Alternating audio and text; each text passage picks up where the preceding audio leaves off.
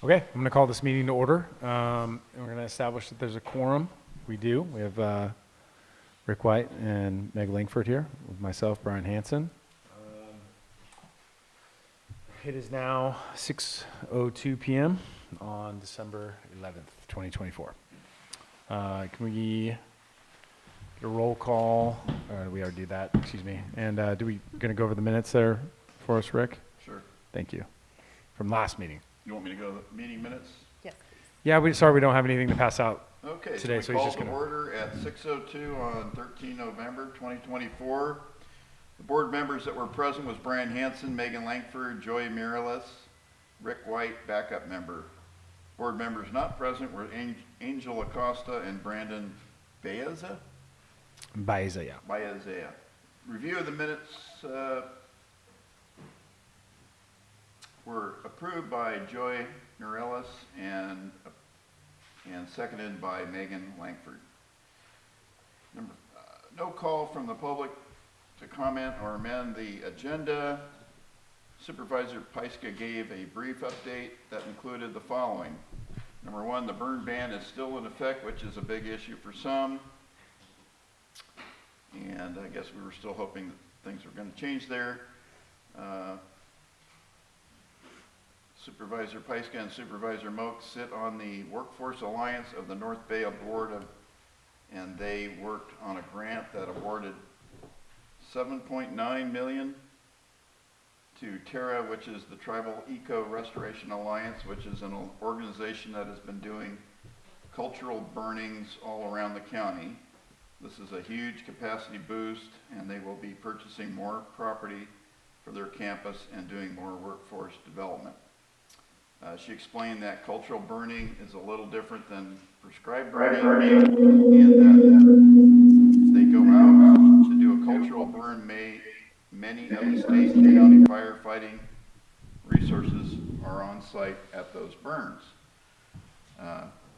Terry does do community outreach and press releases, which can typically be found on social media before the burns take place. And there was a correction to the figure, I think it was 4.7 million, which comes from state funding. Workforce Alliance of the North Bay includes Lake, Mendocino, Napa, and Marin counties. And the Workforce Alliance Board works on projects that support workforce development. Number one, Fish and Wildlife has a work group that is working on Coal Creek Restoration Project. Coal Creek has a history of flooding. The project includes culvert repair, replacement, sediment removal, vegetation management. Most property owners along Coal Creek are cooperating with water resources, but if you know of anyone that is having an issue with flooding, they should contact Lake County Water Resources. The priority for work to be done is from the state park location up through the valley. Supervisor Pyska is working on insurance issues. Next week, she is going to the California Association of Counties for a week-long conference where they work on policy sets. She is the vice chair of the Ag, Energy, and Natural Resources Policy Committee. Every 2 years, they update policy plans. Water and fire protection, mitigation, and insurance becomes a common topic at these meetings. Supervisor-elect Brad Rasmussen got up to tell us that he comes to the Big Valley Area Committee meetings to be informed about the area and expects to be present at future meetings. He will be sworn in as a District 4 supervisor on January 6th. 2025. Supervisor Pyska asked where do things stand with Measure U and the change of the name of Kelseyville decision, and she stated that the board plans to meet again on that issue and has no idea what the other supervisor will decide, but she stated that she will remain neutral on the issue, but thinks that we should submit what the people voted on. The subject will be back on the board's agenda before the end of the year. Okay. Something about a grant in the amount of $7.9 million was awarded to the tariff. I'm not sure if I made that note correctly. The LA PAC will be pushed to the next month. And then at the end of the meeting, Lars Ewing, the Public Services Director for Lake County, passed out some handouts and gave an update to the future updates of the Kelseyville Senior Center. Building is now county-owned with the intent to lease it back to the Kelseyville Senior Center. There is funding allocated to make improvements to the building. The relocation of the kitchen will be a part of the redesign work. Initially, the county had a $700,000 fund earmarked for the redesign, but recently, in addition to those funds, the county was able to obtain a community development block grant of $1 million thanks to the effort of Terry Logston. Currently, the project is in a preliminary design phase, and the county hired a team of architects and engineers to help with the planning. And they are still open to public input. So we were provided with handouts, which included 4 options for the redesign, and option 3 is the choice that is being recommended to move forward with. And that concludes our meeting minutes. All right. Thanks, Greg. We're going to vote to approve those minutes. And I'll second that. Anyone opposed? All right. Passes Moving right along. unanimously. Committee reports, we don't have any tonight. Move right in, moving down the agenda. We have, oh, lost my page. We're basically, which Joy is not present tonight, but, I think we should table that probably until Joy can be present. The item on the agenda discussing and the consensus and appointment of Joy and Brian and Rick for a 2-year term. correct. I think that's prudent. Table that until she can be present at the next one, which will be January, second week in January. What about the other two? If you want to have a January meeting, you have to have a quorum.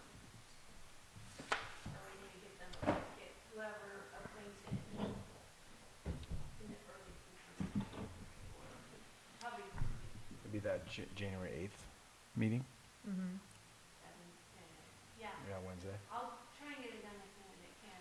If you want to wait on Joy. Okay. I mean, we can just deal with you and Rick and then wait on Joy. Yeah.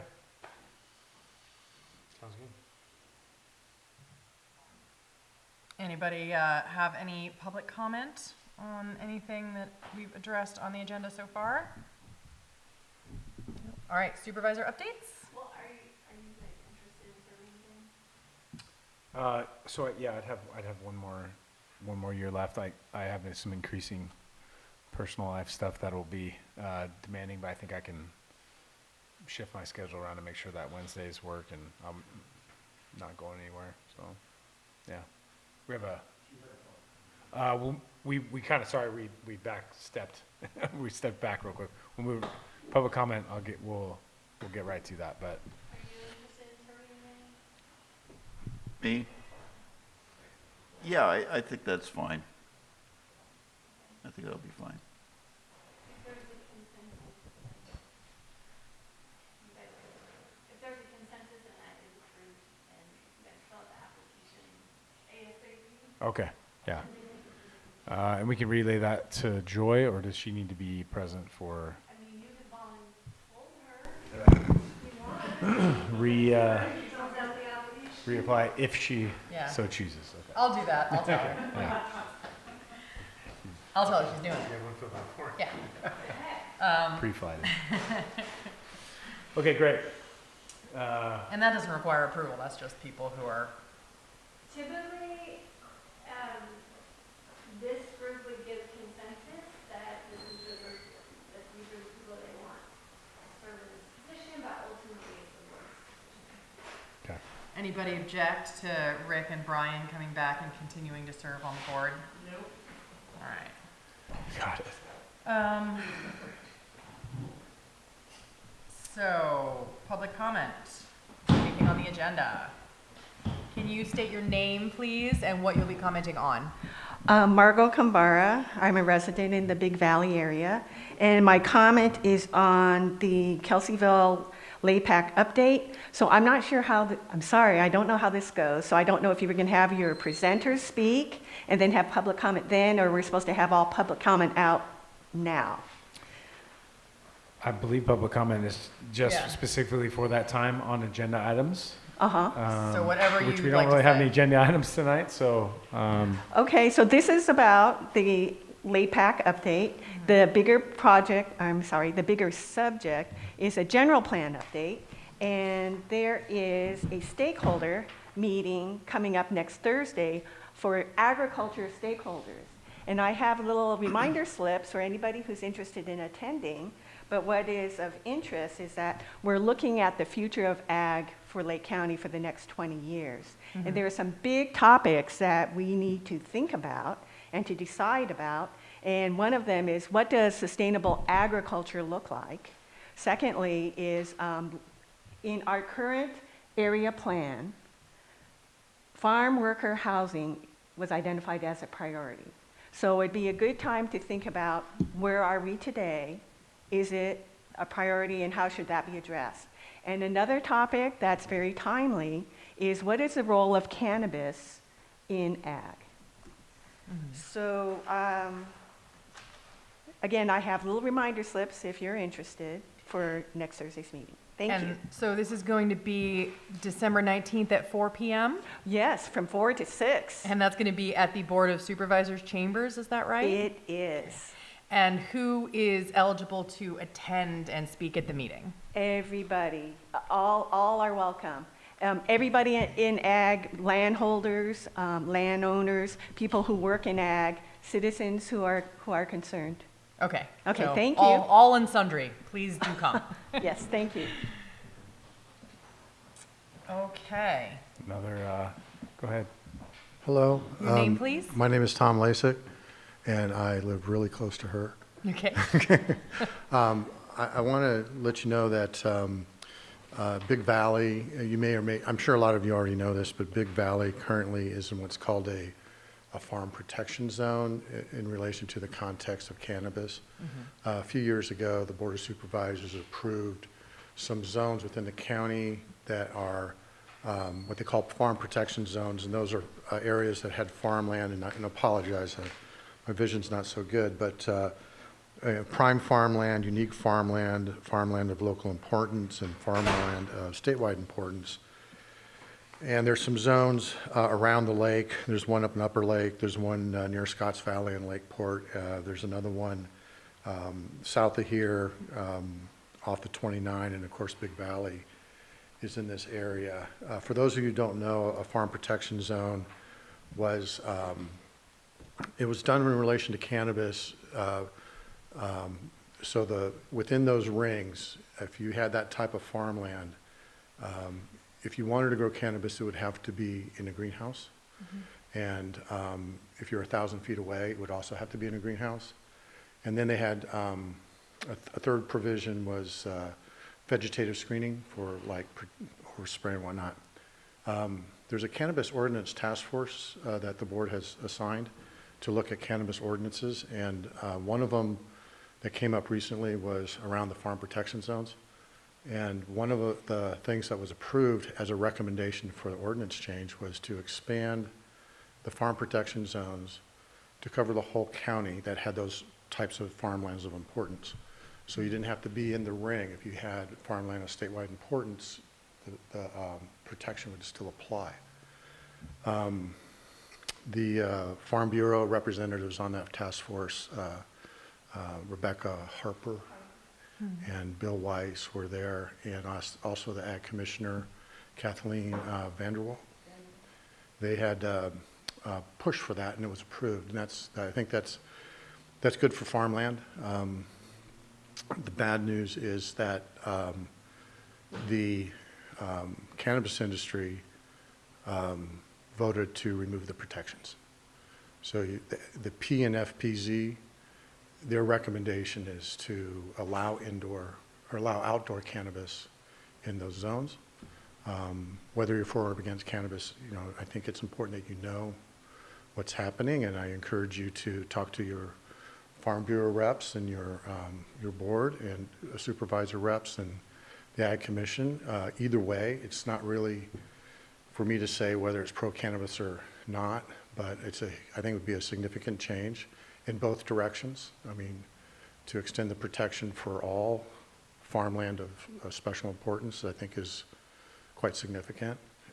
But to remove the protections entirely, it seems strange, but is clearly significant as well. So I just want to pass that information along, that Big Valley is already a farm protection zone, and it would significantly change what happens if that ordinance was ever approved. And who makes the determination of whether or not to remove the protection or expand it? Ultimately, the board. It goes through a process. So the Cannabis Ordinance Task Force, I'm not on a member, I just sit there in the public and try to see what's going on. But as I understand it, they will compile recommendations, and then that recommendation goes through a process, eventually goes to the Planning Commission, and then ultimately to the Board of Supervisors. And if I could ask Supervisor Pyska, do you know when this topic is going to be in front of the board? Is there a timeliness issue here at all, or? No, the task force has been working on updating the ordinance for a while. Mhm. And then it's got to go through, it also has to go through the Ag Advisory Committee and the Planning Commission. Yeah. Before it gets to the board? Okay. Yeah. So there will be several steps at which it sounds like members of the public can make their voices known about this particular topic. That's my understanding, Okay. yes. They plan to wrap up a phase of what their work is, and then it goes through those other processes that were just mentioned. And I just wanted to let you all know that I think that's important for Big Valley. No, absolutely. So, Thank you. Appreciate the time. Yeah, thank you. Thank you. All right. Anyone else have something that they would like to speak on? No? Okay. Oh, sure. Margot Kambara, and this is me very quick. So this is just to follow up on what Tom was describing. So yes, work on the cannabis ordinance is ongoing. The next meeting is next Monday, and Monday, December 30th. So it's still a topic is the farmland protection zone. So if you want to weigh in, whatever your opinion is, you still can. And I have little meeting reminder slips if you're interested. Thank you. And what time and where are those meetings? Okay, it is 1 to 4 for both dates. It is at the county courthouse in the board chamber. Okay, perfect. I'm sorry, no. Conference room C. Wrong meeting. Okay.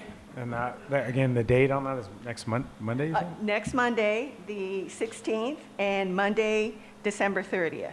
Okay, and that is also open to the public, those meetings? is. Okay, Thank you. fantastic. Thank you so much for that information. Thank you. Anybody else? Okay, supervisor updates? Nothing. Yeah, let's move right along. Supervisor updates. Supervisor Pyska. Yeah. Yeah.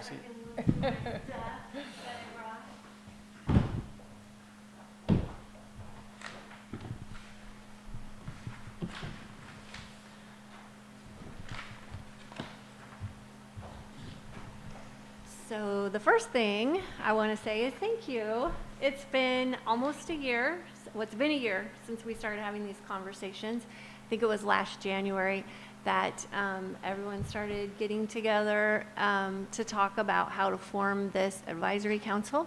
So I really want to show my gratitude to you all and everyone that comes and participates every month.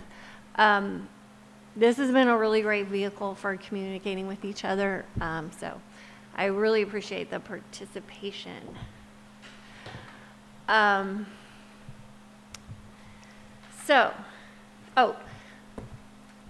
Lars came and talked about the senior center remodel at the last meeting, and then last week, I think it was Thursday, could have been Wednesday, he had the architect and the engineer here, and they did a really long presentation and showed all the renderings. Elizabeth Larson did video it, and we had a couple members of the public. It was really to engage and get feedback, and so there was some feedback given, but it's going to be incredible. I'm so excited. It's $1.7 million, and just, you know, basically everything in this building is out of code and needs updating, the bathrooms and the kitchen, like everything. So it just makes me feel so happy knowing that our seniors are going to have a beautiful place to come and socialize with each other and be together, and the community is going to have this event space. So I'm really excited. He thinks that the final designs will be done the end of January, so he's planning on coming back Good. here February to present the final designs. And then rough timeline would be go out to bid, or send the RFPs out, go out to bid in the summer, possibly start construction next fall. So still a ways out, but happening. Yay. Yeah, so I'm really excited about that. So every quarter, I tell you guys how much money we're making on our investment portfolio. And so I printed this out for you. This is the first time that we have seen the breakdown of all the different accounts. So this has to be my favorite graph in the whole world. And so for a little bit of background, in 2021, when I took office, one of the first things that Supervisor Sabatier and I did with our current treasurer tax collector is we hired an asset manager, and we sat down and we designed an investment strategy. And you can see how much money we were making before that. About a million a year, basically. And so as we set this strategy in motion, and the asset manager has been handling all the funds, this is what's happening. And, you know, our budget is about $400 million, but we can have up to $520 million in the treasury at times, because what that means is that the special districts, the school districts, fire districts, all the districts use the county treasury, so we invest that money for them. So we actually have all this money in our accounts, and it was just basically sitting in some kind of weird money market account earning almost nothing. So with this strategy in place, and we're only in third quarter, so as of third quarter, we've already made $16.7 million this year. Yay. This year, That's wonderful. yeah. And so I want you to, you know, have this information, because just about half of that money, or half of that interest income, is for the county funds, general fund. But the other half is out in the community. So in here you can see how much the Kelseyville Fire Protection District got, how much Kelseyville School District is earning. So that's what these breakdowns are Yes. in the pages after. This is how the earnings are apportioned between the various funds, correct? Exactly. Okay. So,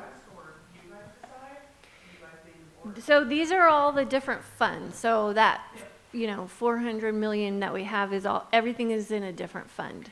so like where it says behavioral health, you know, 64,000, that's the interest that behavioral health, that's their portion based on the amount of money that is theirs inside the fund.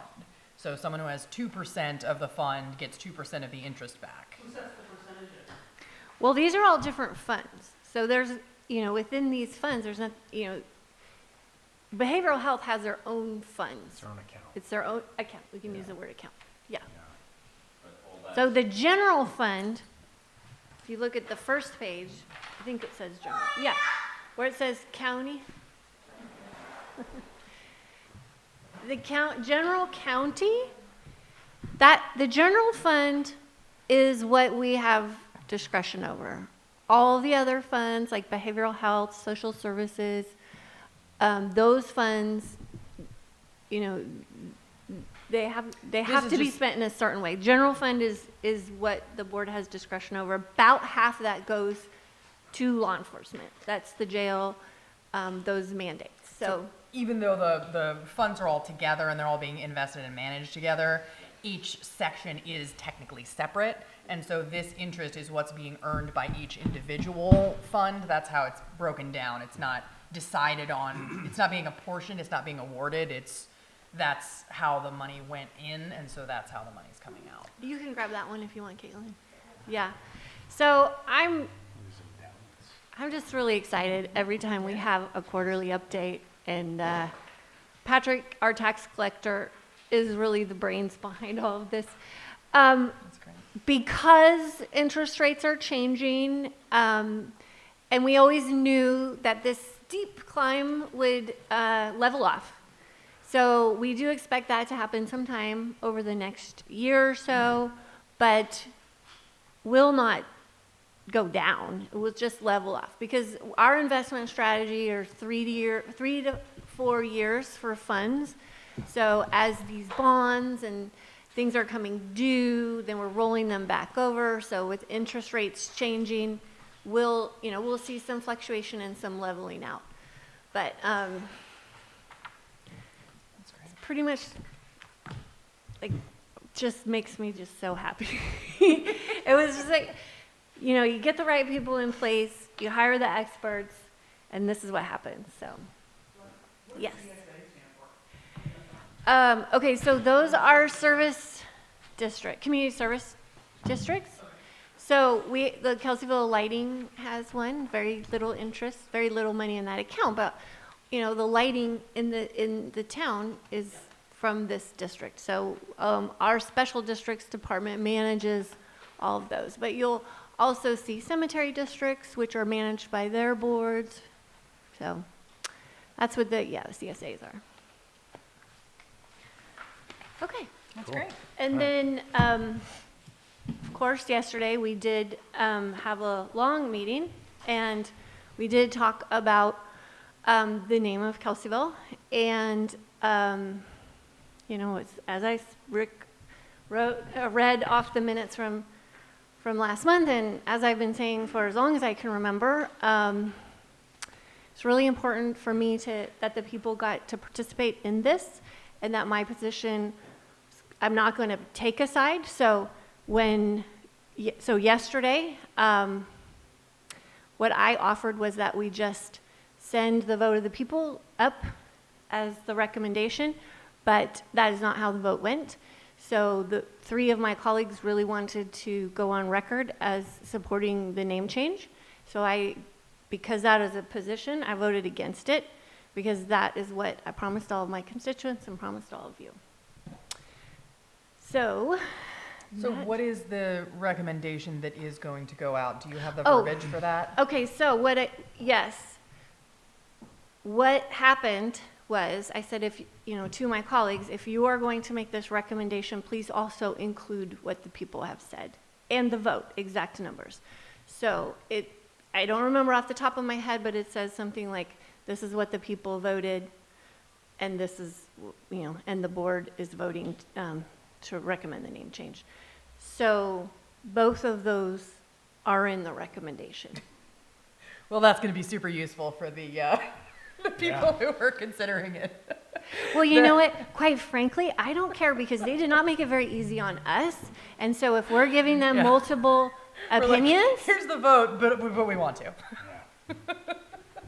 and I've said for a long time, this process has been really frustrating.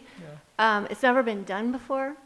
I feel like they should have had more resources put to support our community. Do you know what the next, just off the top of your head, the next steps are as far as what's going to happen next? Are they going to come in and have they made it clear to the board what their next steps are? What is it? The BGN? Yeah, Yeah, so BGN. the state committee, the California Advisory Committee on Geographic Names, the KAGN, is going to make a recommendation. They're the ones that are doing the tribal engagement. So they have received their letters of support from the tribes. And also, the National Congress of American Indians passed a national resolution to support the name change. So at the state level, they are reviewing all of that. They've also received what we did yesterday. And then the BGN will take all of it, and I don't know. Is there any kind When of a that happens. timeline or? That's what I So was wondering about the is timeline. Kagan California Committee meets quarterly. I think they meet in January. I think it's January and March, and then quarterly throughout the year. The BGN meets monthly. That's about all the information I have. The numbers that went as to the result of the election to measure you, is that apportioned out by precinct or city or anything? Or unincorporated town, or is it just a top number? So what we included in the recommendation is the block number for the county. But we also yesterday certified the election results. So if you go onto the Registrar of Voters page with the county, you can look all the way down to precinct. Yeah. So that information wasn't included in the recommendation, or won't be included in the recommendation to It's not, it's just the overall vote. It's a public record. They can look, we're also developing a portal to handle all of the comments that have been submitted over the year, so that there's, What is what is that? that?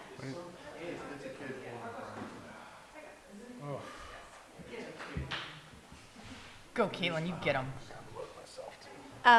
So, Yeah, so.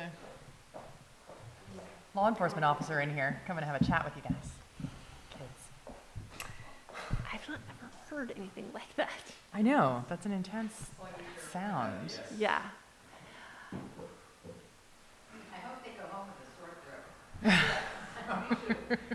Yeah, yeah. Okay, any questions? Any public comment or questions about any of the supervisor updates? Yes, your name, please? Catherine Quisgard. Okay, and what would you like to comment on? I'm a Kelseyville resident, and I missed what was just talked about here for a few moments because of this disruption at the front door. But I'm really, let's say, miffed at after the county spent $50,000 to put something on the ballot, the Board of Supervisors decided to ignore it after they're the ones that insisted that the ballot be done, that it go to the vote, to the whole county, not just the people that are being affected by this name change here in Kelseyville. So I'm just a little bit more than miffed about how they could go against what they decided had to be done and then ignore what the people said. Thank you. Thank you. And, Oh, I yeah, have one comment also, I'm sorry. Sure. On the senior center, is there going to be solar? yes, Great. yeah. So I hear you, and I hear how angry you are. The vote was not ignored, it was put with the recommendation. So yes, the majority of the board did vote for recommending the name change, but I had them add in, because I was not going to vote with them for that, and I knew I wasn't going to, I had them put in the vote of the people. So it's in the recommendation. It says the people voted this way, here are the numbers, and then this is what the board voted. So it is there, it is not ignored. And I really feel like the people needed to be a part of this process, and I felt like the state and the federal committees didn't, didn't show up and do the engagement that they were supposed to. So, I mean, that's where I am. I mean, now at least that information will be going to the people who are going to make that decision, which is a good thing. But yeah, we've been hearing a lot of people who are upset that the board did not go along with the results of the vote. So you're not alone in your comment. And I understand that there is going to be a portal where everyone's going to be able to put those comments in, and those comments are going to be able to go to the people who are going to be making the decisions, which is not the board and not anyone here. So hopefully the more public engagement they get from people, and the more people who have strong opinions about it, who can tell I want to say BGN, who can tell the BGN both via the portal and they have a mailing address too. You can write a handwritten letter. I think the more public engagement that they get on that, the better it's going to be for our community. If everyone who has an opinion about this tells them what that opinion is, then hopefully we're going to get the right result. I have available to anyone that wants them. I support keeping the name of Kelseyville with the address of where it's supposed to go, and or you can make a comment. Perfect. So you are on top of it. Thank you. Okay. Yes. Tom Lasik again. I just have a question, and maybe there's no answer to this.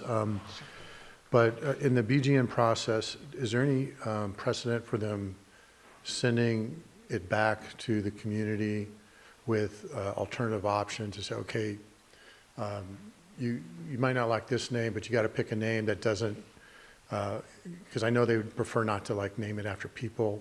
Mm-hmm. You know, but say, okay, if you want, you have another chance, but it has to be something. Has there ever been any precedent or any historical,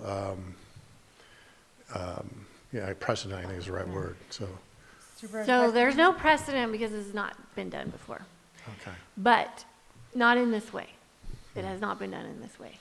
So if that is something that anyone wants, then they need to send a letter to the BGN and request that. Mm-hmm. They have gotten some comment about it, but they haven't gotten an explicit request to do that. Yeah, because I was at the hearing yesterday, and there were a lot of comments back and forth, and there was a faction of comments that said, well, you know, I would have preferred, I think even Monsieur Sabatier, he said that, you know, I would have preferred a different name. And there were several other comments like that, and they were more upset with being forced to choose.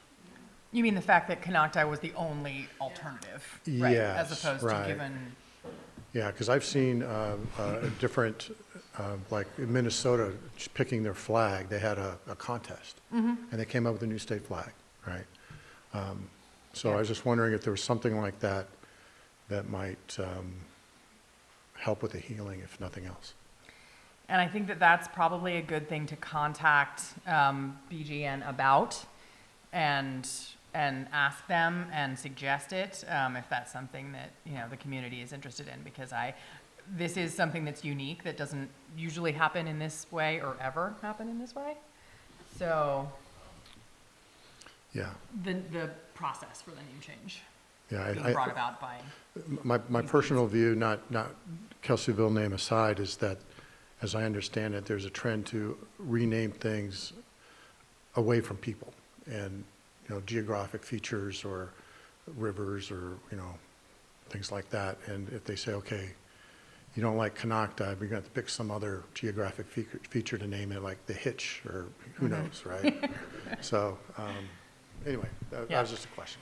How the process is set up is that the person submits the application and gives that suggested name. And anybody can do it. And so, you know, it's fairly limiting how it's set up right now. But they have had these comments. I don't think that they've received a specific request to have that done. Thank you. Thank you. All right, were there any other updates or, I don't think so. was there any other public comment from anyone? Anything else that anyone would like to address before we adjourn the meeting? Yes. Go ahead.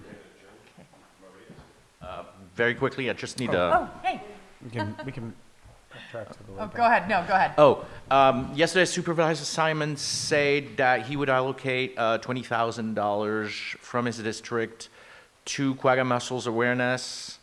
Was this from water resources, from his pot of water resources? No, it was Oh, specific. yeah, I'll brief update. Gold mussels have been detected in the Delta. And we, for everyone that, really cares about our lake, we have been watching for quagga mussels. And they are not even closely related. So everything that we know about quagga mussels is not true for gold mussels. And they've just been detected in the United States, in North America, for the very first time. So there's one, very little we know about them, and two, we don't know how they act in freshwater, other than they've invaded Brazil, and so there is some research there. They move really quickly. So, all of the grants and funding, it's not even, the name gold mussel is not in any state documents right now. So until the state declares an emergency and starts putting it in that document, it can't be part of our strategy, and we can't seek funding for it because it's not allowed in any of the grants that we would seek funding for. Because the grants are mussel specific? Yes.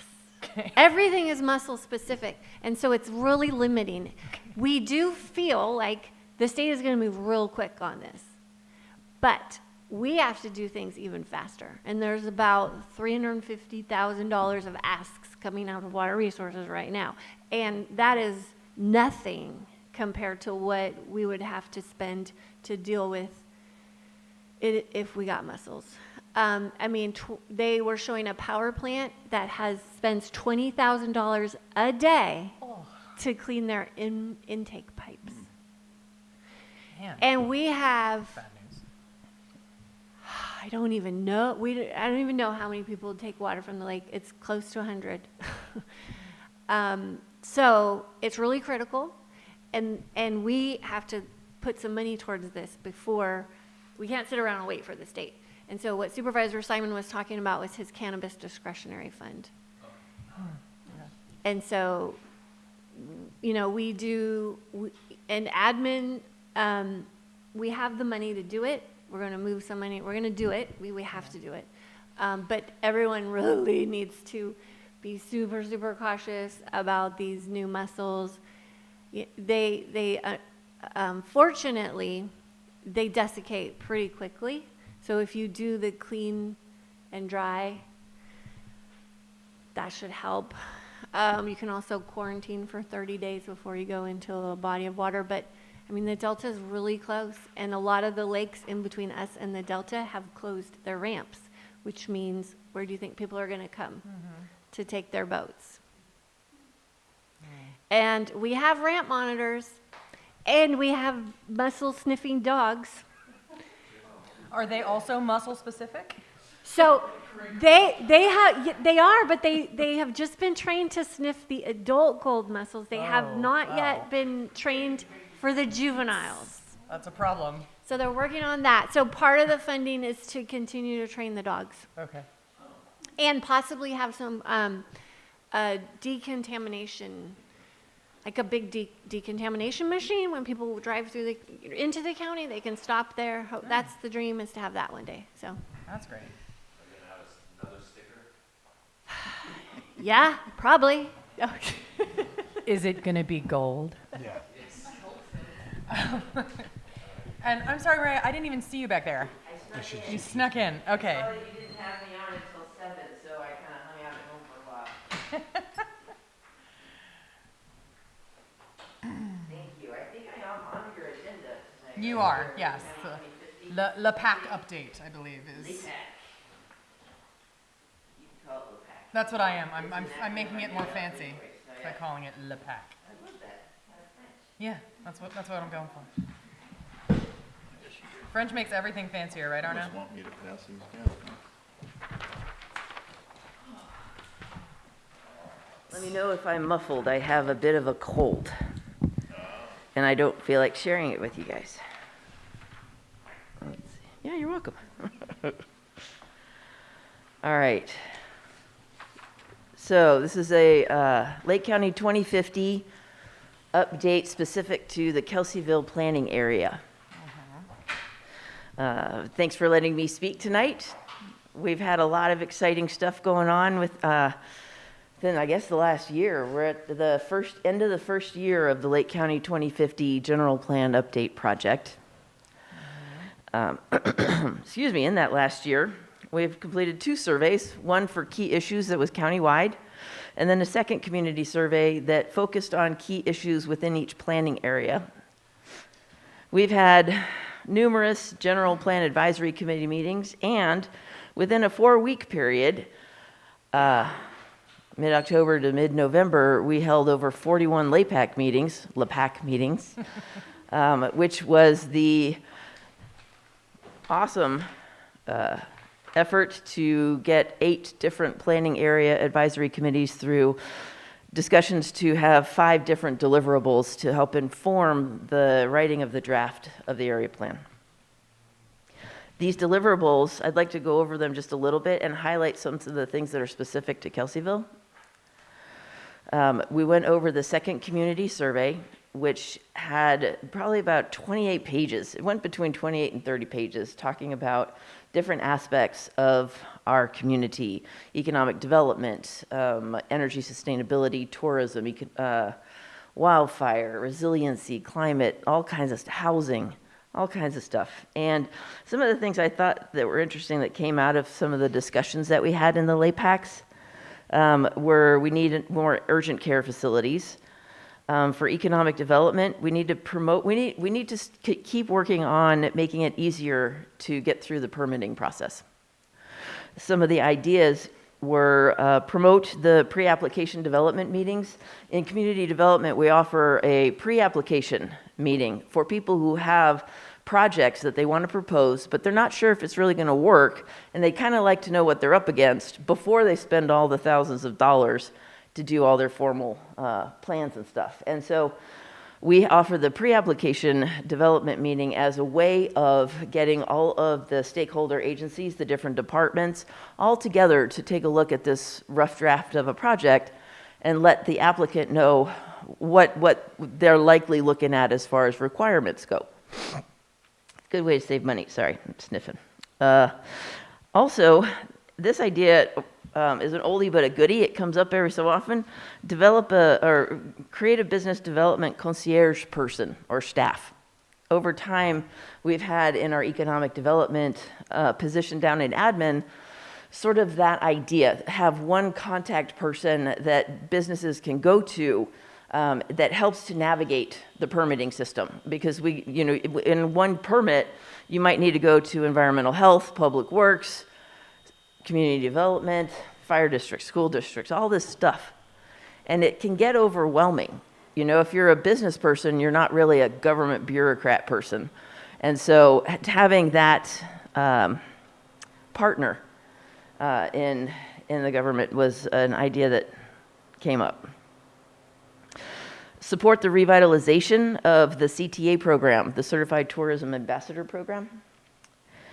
Let's see.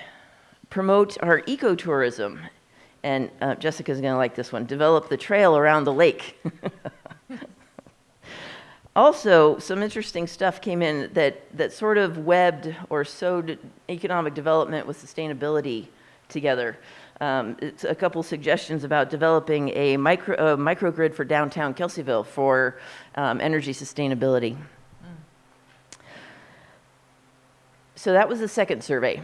Then we had 3 in-person deliverables, or 3 deliverables that we worked on together on in-person meetings, and that was changing community growth boundaries, which the group talked about a number of different areas, but ultimately decided that it was fine the way it was. But then also changing some land use designations. The group voiced the opinion that Kelseyville is a really good place to position housing. It's not like Cobb, where you're surrounded by trees. And so the suggestion or the recommendation from the LAPAC was to take a look at some of the larger parcels east of our schools and change those from low-density residential to medium-density residential. Another talk that we did in person or subject was making amendments to the actual planning area boundaries. And Kelseyville had 3 different ones to consider. One was switching the area of the Rancheria on Soda Bay to Lakeport. And the group didn't feel one way or the other. They kind of wondered what the Rancheria felt like doing.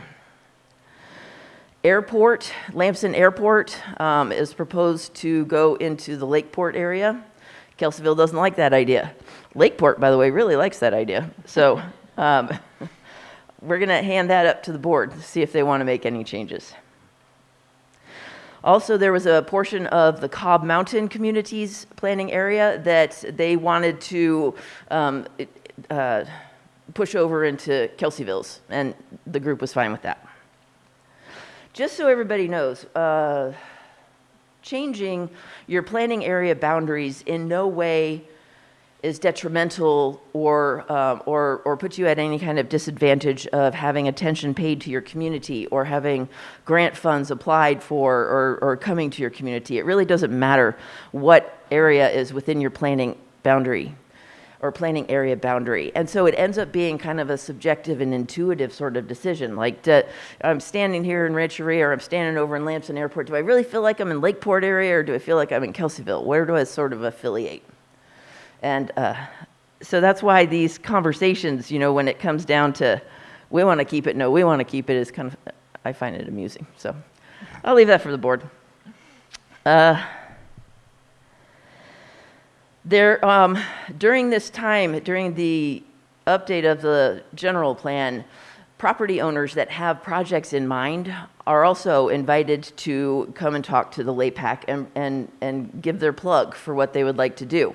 So we had a couple different parcels, one of them over by Kelseyville Lumber that may go from ag to medium density residential. It's a small parcel, it's not being used for ag right now, and so the groups supported that. We have another property owner who's considering a portion of a 20-acre parcel that is separated by Highway 29, maybe using that part that's over on one side of 29, switching that from ag, I think, to some kind of industrial. Because the group did note that we needed additional areas of service, commercial, and industrial for development. Some really interesting things that have been the same no matter where you go in the lake are everybody's value of our rural character, our rural beauty, natural beauty resources, and we want to protect them. We like the small town nature. We like having small businesses. We want safe routes for schools for our kids. And we'd like to have a more sustainable community as we go forward and deal with the impacts of climate change. So those themes you will find will resonate throughout all of the area plan updates. Next steps. If you see on your timeline, we're just about at the end of our public input push. And the core group is now going to pivot towards working on the drafts of the general plan and the local area plans.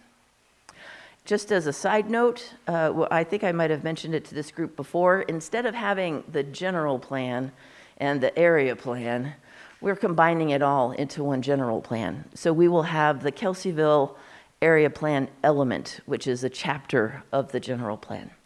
And I think this will be really great. I haven't ever heard of jurisdictions doing it this way, but I think it's really awesome because then the community understands that the local area plans carry just as much weight as the countywide elements of the general plan. So for the winter, we're going to pivot over to start doing some writing. And then, let's see, May/June is when we should have some drafts available, and we'll start doing public review of those drafts. That'll be a good time to pull the, maybe have a combined meeting of our LAPACs and our GPAC, the General Plan Advisory Committee, to start taking a look at some of these drafts. Additionally, I will come back with a request to this Municipal Advisory Council to maybe have an item on your agendas where we can gather public input regarding anything that we may have missed, anything that we got wrong. It would be really helpful to sort of piggyback on a Municipal Advisory Council because this is where the public knows to go to talk about community issues. So that'll take place probably in May and June. Additionally, now that we have kind of fleshed out what's important in our communities and where we think we want to make some changes, we can now start our environmental analysis process. So CEQA is going to take about a year. It'll be a full EIR, taking a look at every possible impact that the changes that we're going to make in these documents may have on the environment. So there will be numerous opportunities for public input during that process as well. And once the drafts have been vetted by the public and the CEQA has been vetted and looks about ready, that's when we get started with the actual approval process. So portions of it may go to the Ag Advisory Committees, and then we'll start noticed public hearings before the Planning Commission and then ultimately the Board of Supervisors. Once the board approves the documents and the CEQA is certified or the EIR is certified, we will then send the entire packet to the state where they do their review as well. And that is my, oh, no, I got one more. There's a flyer for an upcoming agricultural stakeholder meeting. The questions that we're going to ask everybody are on the back. It's specific to agricultural interests, and we just want to know what the county can do to support our ag businesses in economic development ways, in sustainability ways. There are a few housing questions in there. And so that is open to anybody in the public who has an interest in ag. We're promoting it to our farmers. But as with all of the meetings for Lake County 2050, any public input is most welcome. And I'm happy to answer any questions before I start coughing. Yeah. Maria, you said something about the interest of a power generating. Microgrid? Yeah.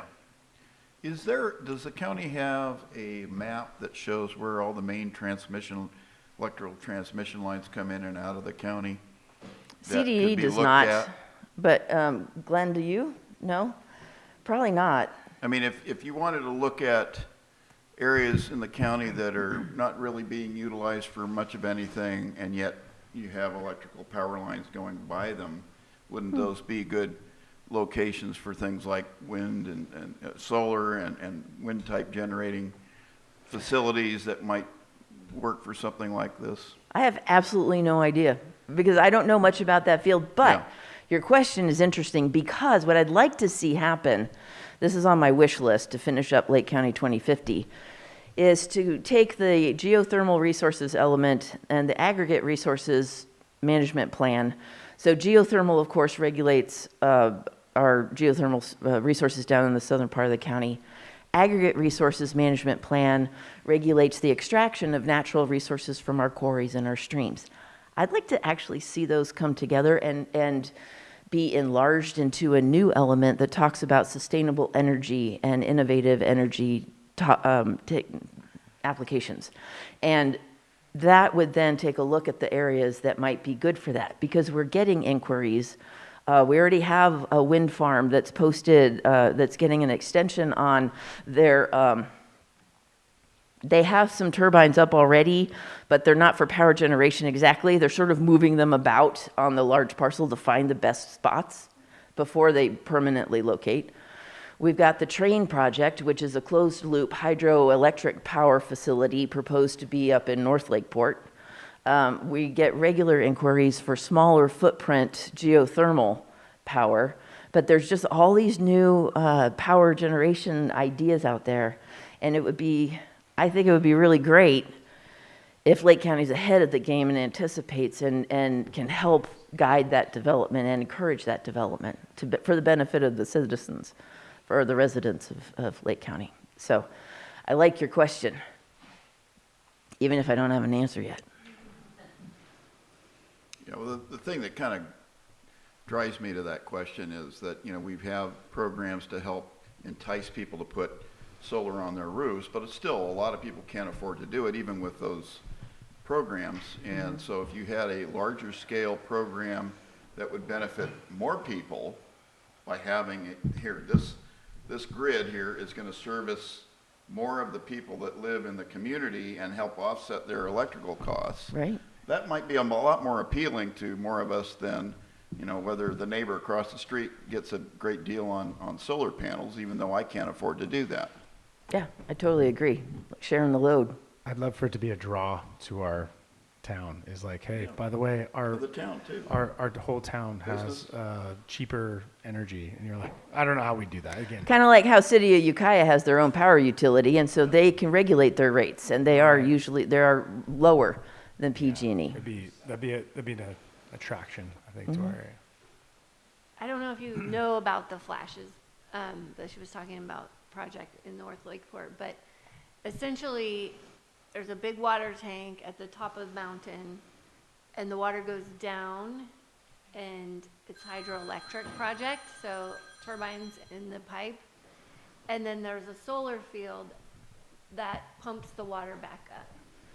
So it generates power, and then if we need, during situations of outages or fires or whatever, it will supply power to the hospital and the jail and critical infrastructure. So that is, it's sort of a public-private partnership at this point right now, because the county has put funds to that for the design and feasibility, and so we're working through that right now. Hidden Valley is also doing a very similar project with the same developer. So once these types of projects come online and we start to see other things, I think you're right. It'll show what opportunities we do have here. Mm-hmm. Cool. Thank you, Maria. Thanks. Questions Yes. back here? Any questions for Maria before we let her leave? Could you provide more detail on the microgrid proposal? Like, the land is so wet, and it's still okay? I mean, let me rephrase that. Will ag land be taken out of production? And my other comment is, I've heard of other communities trying to tackle high energy costs by going solar, but what they do is they go like neighborhood by neighborhood, and then they come in as a group, and sometimes there's also grant funding available to them. So, yeah, it's the rooftop model, but homes usually don't have that great of an energy demand. So I'm just interested in what kind of thought is put behind trying to preserve as much of our ag lands as possible. Thanks. Yeah, that's a great point. Currently, with our regulations, power generation facilities are able to be placed on ag land. And the reasoning behind that I've heard was that you can still, like, it's not a permanent alteration of the land like pouring a slab would be. It's more of that pier stuff. So as we go forward with the ag element also, Margot's on our general plan. You're on our general plan, right? GPAC. Preserving prime ag soils has been, and I'm sure continues to be, a top priority of the board. So that will remain in the thinking. Yeah, Tom. Maria, you touched on the issue with the Ukiah's having their own municipal power. And I remember back after the Municipal Complex fire, we had a public service outage that lasted over, at least for us, for over 9 days. Mm-hmm. Yet they still had power and they were happy. Yeah, I know. I had to go to work. Yeah. Yeah, and that's when I worked in we've all experienced that. And efficiency and frankly, the lack of response from PG&E to service us as we deserve. Is there a discussion to entertain a municipal power entity for this county, separate from PG&E? I have not heard of any. I don't remember those types of conversations historically when I was working with the board. That sort of thing is very complex and expensive. So I'm not sure that it's really even on our to-do list at this point, but I would defer that actually to Jessica. All right. Yeah, probably not. Which I think is the impetus behind having the priority come up in Kelseyville's LAPAC meetings regarding sustainability, especially for our downtown and our commercial areas, so they can keep working and not have the losses that we incur and during power outages. So I know we have inquiries on this from time to time, and I think they're smaller inquiries, but something that is extremely unique to our area and throughout the state is our geothermal. We're talking about renewable energies. It's state law, I think, for a lot of huge new projects. So it's like, I feel like I'd love to explore, I don't even know where to begin from inexperience with it, but I just have this belief that geothermal, harnessing some of that and incorporating it into our communities, that because we're so unique to our area for that we generate this 24/7 power, but yet we have some of the highest rates. Well, I mean, probably the same rates as everybody else, right? So I feel like, I don't know, I'd Maybe love to we find don't a want to way- be a resource extraction county forever, Right, just would love to. something like that. Would Yeah. love to Something like find You a need way jump to. on this committee right now. I know, right? So Form just a love to find a way to committee and just- harness our own energy that we're hammering out. Jessica every is day. all over that one. I know, right? So Yeah. I feel like it's a tremendous opportunity to miss out on for us that, that's unique to our area. Nobody else, well, I think there's maybe one county in Southern Tallman Hotel, California. I think, uses geothermal in their heating, but it's not common. Right. So yeah, a lot of the geothermal energy that we spend money on supporting doesn't stay here. And that would be zoning wise and stuff like that. That would be something that we would want to be talking about now, correct? With the Project 2050, if that was something that could be developed or incorporated into. I think land that use.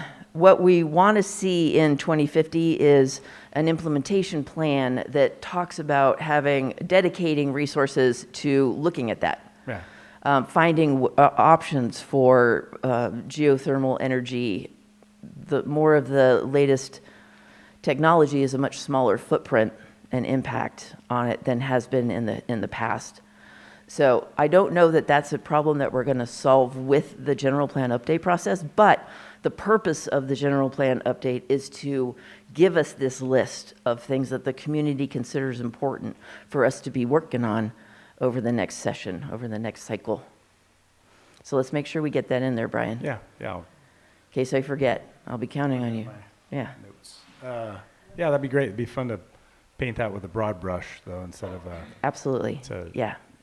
try We want to stay, it's almost like a 40,000 foot level Yeah. view, Yeah. planning ahead long-term.